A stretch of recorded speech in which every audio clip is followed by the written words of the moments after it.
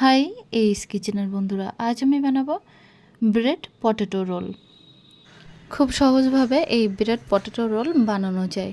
তাহলে চলুন দেখে নেওয়া যাক আজকের রেসিপি। ব্রেড পটেটো রোল বানানোর জন্য এখানে আমি নিয়েছি বেশ কয়েকটি স্লাইস ব্রেড, একটা সিদ্ধ আলু, কাঁচা লঙ্কা, আদা, রসুন এবং একটা পেঁয়াজ, আর এদিকে নেব দুটো ডিম আর কিছুটা ধনিয়া পাতা। প্রথমে দেখুন ভেজিটেবলগুলো কেটে নিচ্ছি। প্রথমে পেঁয়াজটা একদম ছোট ছোট করে কেটে নেব।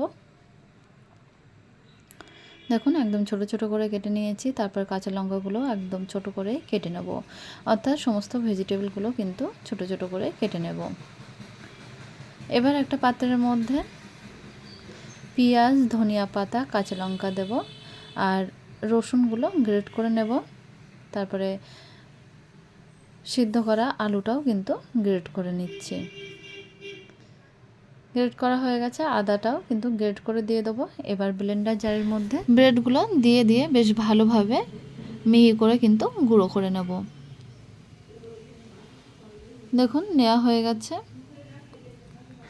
এখন এই ব্রেডের গুঁড়োগুলো কিন্তু আমি হাফ এখানে ইউজ করছি আর হাফ রেখে দেব। দেখুন পাত্রটার মধ্যে দিয়ে দিলাম, দিয়ে তার মধ্যে দিয়ে দিচ্ছি ছোটো চামচের হাফ চামচ বিট লবণ, হাফ চামচ গোলমরিচের পাউডার, হাফ চামচ দেব কাশ্মীরি লঙ্কার পাউডার, হাফ চামচ দেব ধনিয়া পাউডার এবং হাফ চামচ দেব আমচূর্ণ পাউডার আর হাফ চামচ চাট মশলার পাউডার। এরপরে সমস্ত উপকরণগুলো কিন্তু খুব সুন্দরভাবে হাত দিয়ে মেখে নেব। মাখার পরে মিক্সচারটা থেকে বেশ কিছুটা মিক্সচার হাতের মধ্যে নিয়ে এরকমভাবে একটু গোল করে নিয়ে লম্বাটে ধরনের শেপ দিয়ে নেব। এরকমভাবে মিক্সচারগুলো কিন্তু আমি ব্রেড পটেটো রোলের জন্য তৈরি করে নিচ্ছি। দেখুন আমার রোল কিন্তু তৈরি করে নিচ্ছি। সমস্ত রোলগুলো তৈরি করে নিলাম। এরপরে এগুলো ফ্রাই করে নেব। আর এদিকে বাদবাকি যে ব্রেডের গুঁড়োগুলো ছিল সেগুলো একটা প্লেটের মধ্যে ঢেলে নেব। আর একটা বাটির মধ্যে আমি একটা ডিম ভেঙে নিয়ে নিচ্ছি। দুখানা ডিম ভেঙে নিয়ে নিলাম।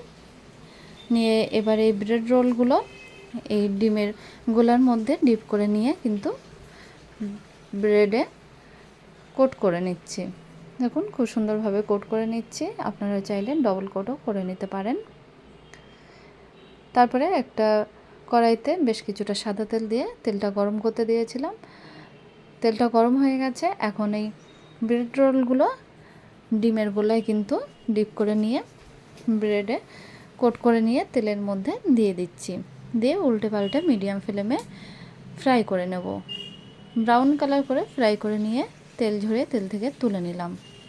তাহলেই তৈরি হয়ে যাবে ব্রেড পটেটো রোল। রেসিপিটা কেমন লাগলো অবশ্যই কমেন্টে জানাবেন। দেখেই বোঝা যাচ্ছে রোলটা বাইরের থেকে কতটা ক্রিস্পি হয়েছে। আর একটা ভেঙে আমি দেখিয়ে দিচ্ছি। ভালো লাগলে অবশ্যই আমাদের চ্যানেলকে সাবস্ক্রাইব করতে ভুলবেন না।